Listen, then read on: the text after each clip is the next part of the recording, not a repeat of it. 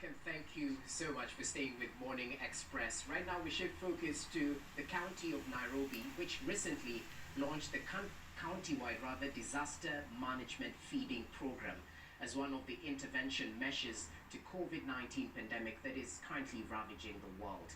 Now the county has set up an internal technical team within the disaster management department who are tasked with carrying out an elaborate job of mapping the most vulnerable in the society, as well as carrying out a needs assessment of these most vulnerable members of the community within the 17 sub-counties and the number of households mostly affected in the county.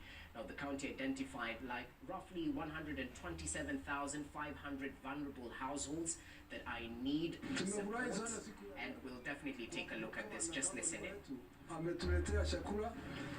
Ambayo itatujenga kuendelea na hata blanketi ya kujifunika. Tunafurahia sana gavana wetu na tunakuombea ufikishe miaka kama yetu. Tunashukuru sana. Mimi ni mzee na miaka 88 hivi. Na kwa hivyo sasa mimi na hiyo miaka ninafurahi na hiyo chakula. Hata wale tunaye wana hiyo miaka hata zaidi ya hiyo. Na tunafurahia gavana. Today I've launched the first truck of food at Komarok, Kibera for Tanyao slums, and we have food like we are giving maize flour, wheat flour, we have sanitary towels for our women, we have sugar, we have oil, we have basins, we have blankets, and we are hoping that this will go a long way in supporting the less fortunate. We are also appealing to the people of Nairobi, especially in the private sector, even the national government, which we are working closely with, to come and partner with us so that we are able to feed people adequately in Nairobi. Well, it's definitely a good and ambitious project. And to speak more on this, I'm joined by the Acting County Secretary, who's Dr. Jairus Musumba. Many thanks for your time. And I must say, commendable job right there, because, I mean, the lockdown in Nairobi County has definitely exacerbated the issues that these vulnerable families are facing. Now, let's start with the feeding program. 17 counties within 17 sub-counties within Nairobi with a huge population. How elaborate was the mapping for these vulnerable members of the community done, and what exactly are you targeting in terms of the vulnerable community? Thank you very much, Jess. This program was started by the governors we've seen elaborating. When Nairobi was locked down, the region was locked down, we take the most number of vulnerable groups in this country.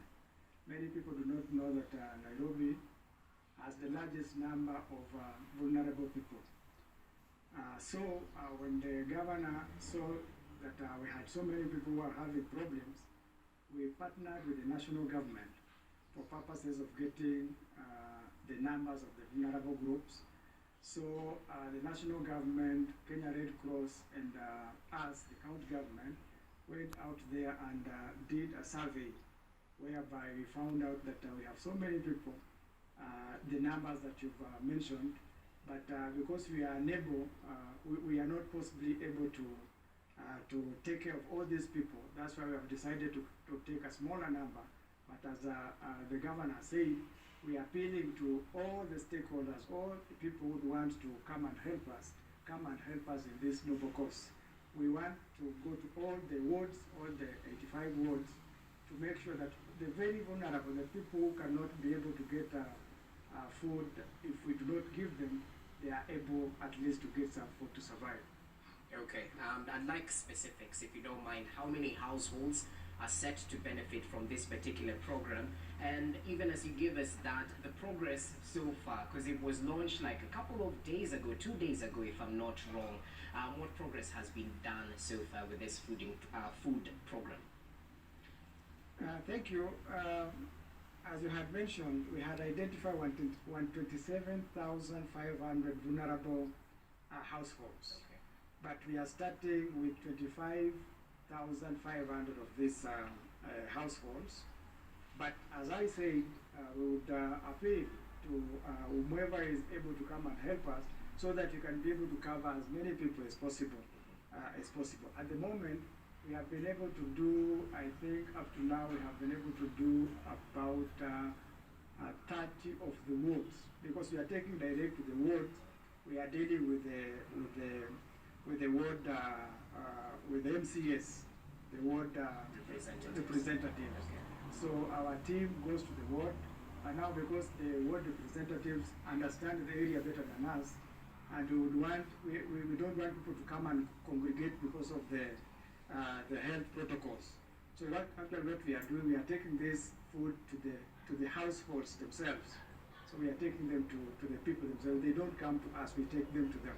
Okay, well, there's efficiency in that, definitely. Perhaps there are plans to extend this subsidy program past the 3 months, or is that dependent on other stakeholders coming on board?